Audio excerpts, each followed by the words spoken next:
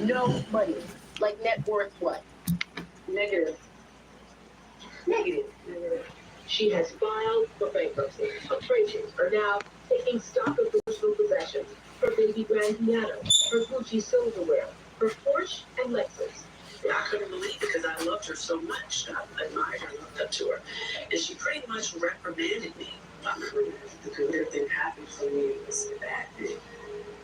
The Elliot made me face on me wanted to sign me. It was a bad thing. Because I remember when I told my sisters they were crying. Oprah Winfrey, America's sweetheart or secret career killer. Toni Braxton's recent revelations have fans questioning everything they thought they knew about the talk show queen. Remember when Toni Braxton was on top of the world with her music? Then suddenly things went south. Now she's pointing fingers at an unexpected culprit, Oprah Winfrey. But what exactly happened during that infamous 1998 interview? Let's find out. Toni Braxton was the R&B queen of the 90s. Her soulful voice and hit songs like Unbreak My Heart made her a superstar. Everyone loved Toni, and it seemed like her career would only go up. But then, things took a weird turn. Out of nowhere, Toni's image started to crumble. Fans were confused. What happened to their favorite singer? It turns out that a single TV appearance might have changed everything. And guess who was behind it? None other than Oprah Winfrey herself. Yep, exactly. Oprah, the queen of daytime TV, might have played a big part in Toni's downfall. So what exactly went down during that infamous 1998 interview? Well, it turns out Toni was going through some serious struggles at the time. She was drowning. And she didn't have no wigs. She got some nice wigs now. That would later be diagnosed as microvascular angina and lupus. You'd think Oprah would be sympathetic. Right? Wrong. Instead of offering support, Oprah went in hard on Toni. She accused her of being reckless with money and even called her out for buying luxury items. First of all, I don't know Gucci name. She doesn't know Gucci name. Hey, I tell you, boy, these old videos, we watch a lot. A lot. Let's see. Silverware. When you had Gucci silverware and baby grand pianos, and you're used to wearing $5,000 and $6,000 or $7,000 gowns at a time, and spending $500 on a pair of shoes. Can you believe Oprah actually questioned me about owning Gucci silverware and expensive gowns? I couldn't believe it because I loved her so much. I admired her, looked up to her, and she pretty much reprimanded me. I read that you were upset about stories that you were overspending caused this. She says to me, "I hear you have Gucci flat." I'm Winfrey and I don't have Gucci flatware. First of all, I didn't know Gucci made silverware. You got Gucci flatware because you didn't want to buy it. It's not because you couldn't afford it. Talk about kicking someone when they're down. Toni was totally blindsided. She looked up to Oprah and expected some understanding. But nope, Oprah decided to tear her apart on national TV. Toni felt humiliated and betrayed. She was so freaking mean to me. Imagine how crushing. Man, it seems like Oprah is the woman killer.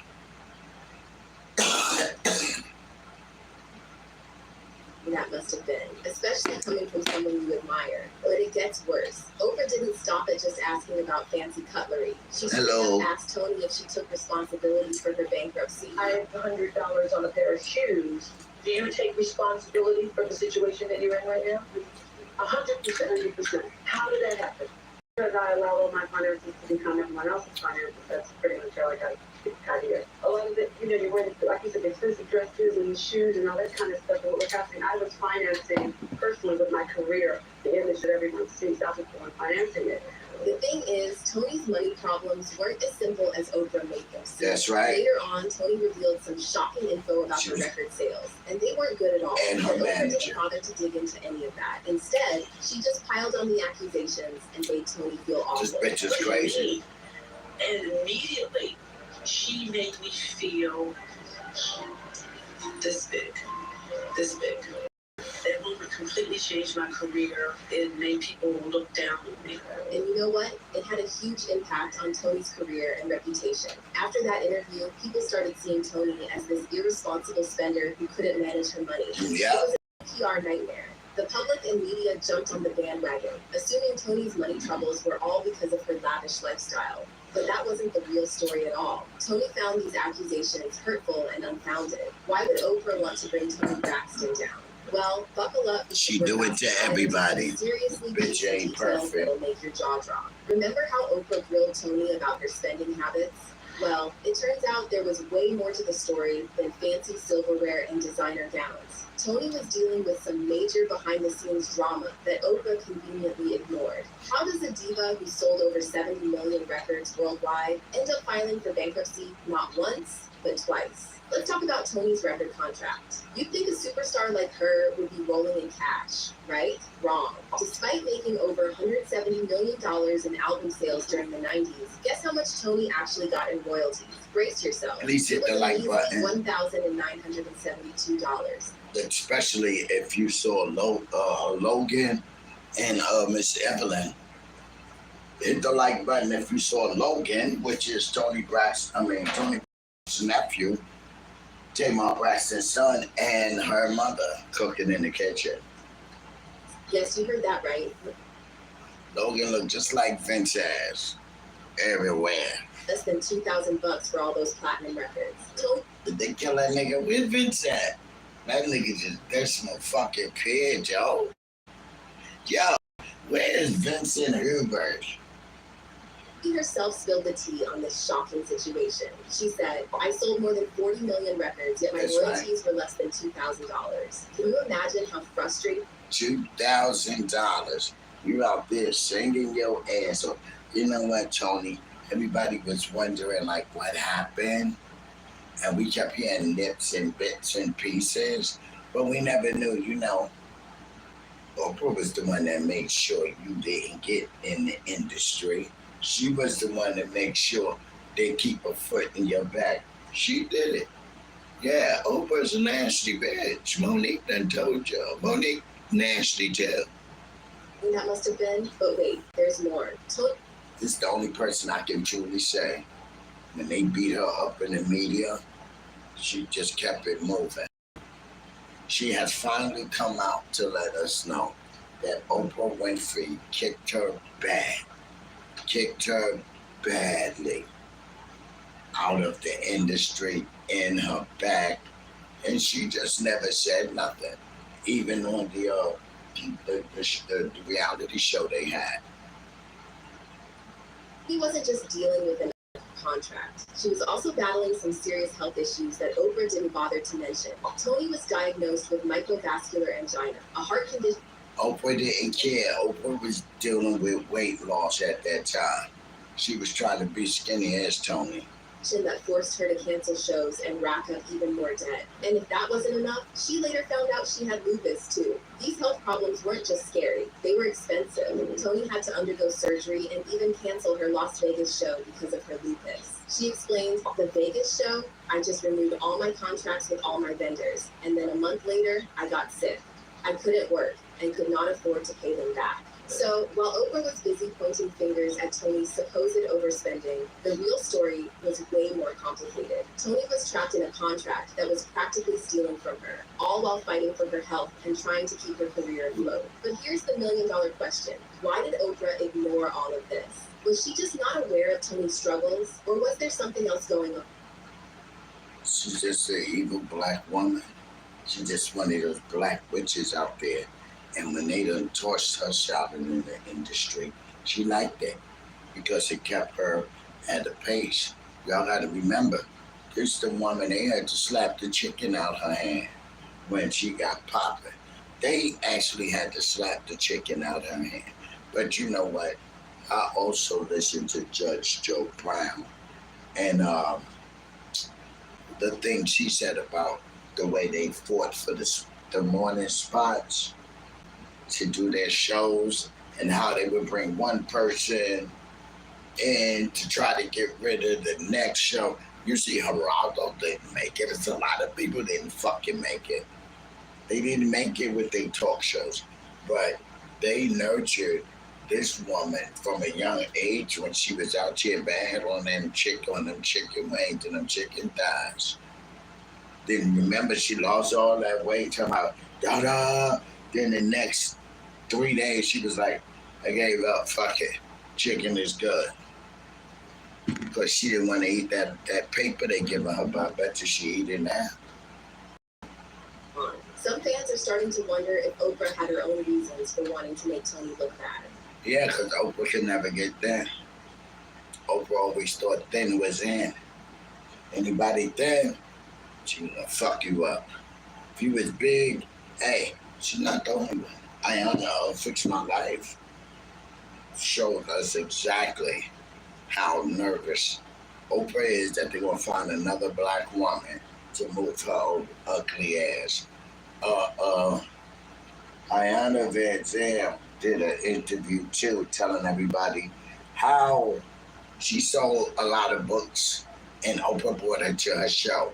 And the next thing you know, Oprah kept sending her invites every other day to the show. And then other networks started hollering at her and Oprah got mad. Why would you get mad? Some people might say, oh, because she's part of Oprah show. Oprah found her. No, Oprah didn't find this lady. This lady been doing what she was doing. Oprah just brought her to the show and wanted homage because I believe anybody that Oprah and Gail go after, these bitches get paid. I truly believe that. And if the industry done with you, when Oprah finished with you, she dump you right off to Gail. So Gail can get up there and act like she doing a real important. Wait till she finish with your crippled ass, Gail. It's gonna be over. Think about it. Oprah was at the height of her career, known for her hard-hitting interviews. Maybe she saw Toni as a threat, a young, beautiful, talented star who was loved by millions. Could Oprah be jealous? It's a wild theory, but it might explain. Ain't no wild theories, black woman shit. Yeah, she was jealous. Of course she was jealous. Nobody was chasing down Oprah but Dave Chappelle. That's it. Nobody wanted this bitch. Why Oprah went so hard on Toni during that interview. Remember what y'all say. All of y'all everywhere around the fucking world. Remember what y'all say. Huh? Just remember the shit y'all say about black women. Just wait, all you black men, they get up here and say, oh, Kevin Samuels and all that bullshit. Ain't nobody gonna want you. You that kid. Well, nobody want Oprah, motherfucker. Stedman hung on to that bitch for years collecting that check. He didn't want her. He didn't fucking marry her. That's why I could have never took that man piano. Why he sitting over here talking about me? Talk about your idol, nigga, where you trying to get Kevin Samuels. Nobody want these women. Nobody want Toni Braxton right now. She had to fake a marriage to Birdman. Why y'all don't want these women? They broke into. Offering support or taking it. Nobody want Portia. She done had an American Man. She done had a hot dog seller. She done had a t-shirt seller. And she done had a motherfucking goddamn 419, a Nigerian scammer. These are the real issues. Oh. Who's she with now? Who's she with now? Nobody want these women. Once Greg died, that was it for Nene Leakes. Look at them. Tapping in, tapping out. Tapping in, tapping out. Look at them. Nobody want these women. Because there's some type of evil that they possess themselves with. When they get around niggas, they try to feel like they're important, like I'm the star. Not you. People know me, not you. And a lot of men ain't tolerating that, but I know one thing. Y'all talk that shit, oh, you ain't got no man. Neither do a lot of these niggas. Neither do Beyonce. Beyonce got a whole fucking hermaphrodite that she called a man. Nobody wants to be with Puffy. He got a lot of money, but he got a lot of hands too. He likes to put hands on bitches. Nigga like to throw hands. Fuck you and look at you and just go off on you. What are y'all talking about? People are evil. Some people want to be alone. That's why I said I'd rather be where I'm at than where they at and where you at. Arguing and fighting and cussing and all that shit y'all do. Man, miss me with that bullshit. So y'all gonna find these bitches a man. And don't worry about if I'm a man or if I have a man. Go find these bitches that y'all pray to a fucking man. Oprah chose to focus on the surface level stuff that made Toni look irresponsible. As we've seen with Braxton, Oprah's treatment of celebrities on her show wasn't all Oprah is a ugly ass kisser. She's a good ass kisser. That's all Oprah ever been. And you get a car and all them shits are done, washed up in the tsunami. The fuck out of here. And bitch, your flowers in her hair like Queen Regina. Good morning. Did you get your new flowers for your hair? Always as friendly as it seemed. But was this just a one-time thing or part of a bigger pattern? She could never come to and tell me, maybe you should give you a makeover and no, bitch, find yourself a date. Find your pretty ass self a date. How about you do that? Bitch, you ain't been married and ain't nobody trying to marry you. That shit got to kill you. Tyler Perry don't want you. You want another nigga. How many of you rappers slept with her? All this surgery this bitch getting, y'all better go ahead. Turns out Toni's experience might not be as unique as we thought. Let's talk about Monique. Remember when she won an Oscar for her role in Precious? Well, Monique is precious. She needs to sit her big nose ass down. Sitting out here still trying to be the lead in what? Y'all done fucked up all the church goddamn movies.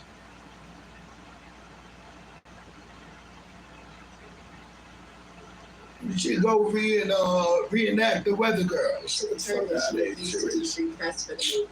According to Monique, Oprah played a big part in that. I tell you what happened. Monique was doing all that crying on her husband. Netflix gave her $3 million. She gave her husband some money. He cheated on her. He went and got some.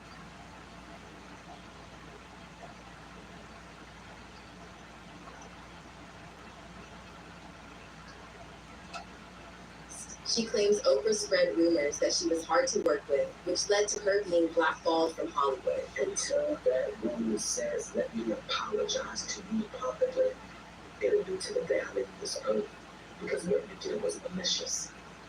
Well, you better go ahead and leave this earth because she ain't apologizing to you.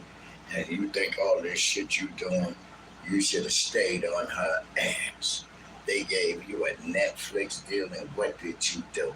You buckled the fuck down. You buckled the fuck down. This nigga crazy. She start pulling up old niggas, but she can't get work. What's up? What's up? Like, you know me, you have to hire me. She did. She tried to bully her way back in the industry. Y'all see what happened, right? Nobody wants her. Look at her. Nobody wants her. Nobody.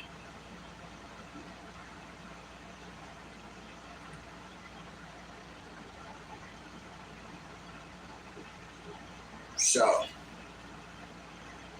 to all the niggas that always watch the Oprah Winfrey show and was sitting up here so excited, a black woman had a good position.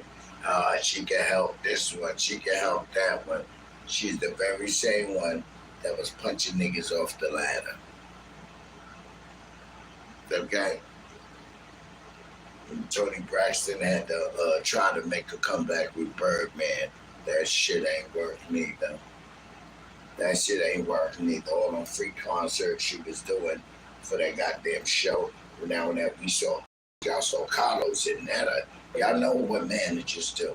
They try to make shit appear that's not really there, but as long as you don't know it, they don't care. Yeah, they like to psych people out. Ben knew that. That's why I said they should get rid of all of these managers and goddamn agents. They need to go. They the worst. They the fucking worst.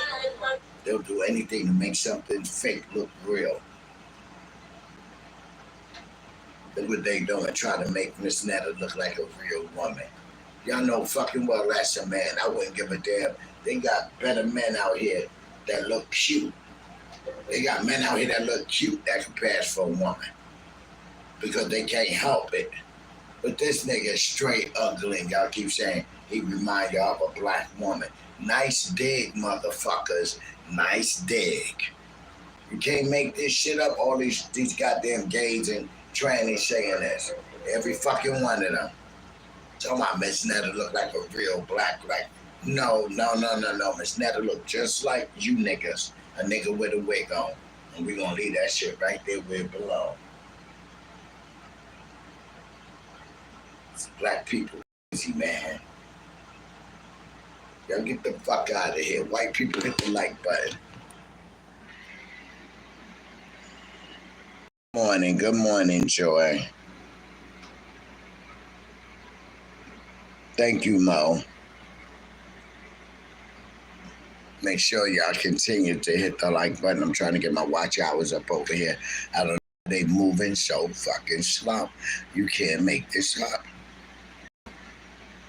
Like, they took what was so simple and made it the hardest thing to do. So that's why every time I turn around, I be like, fuck it. Fuck it. I don't even, not even worth doing it because I'm not even going into it. Just like, share, and subscribe, and thanks for coming by. And go make sure y'all see my sister Joy in the chat so y'all can grow your channels. YouTube playing too much.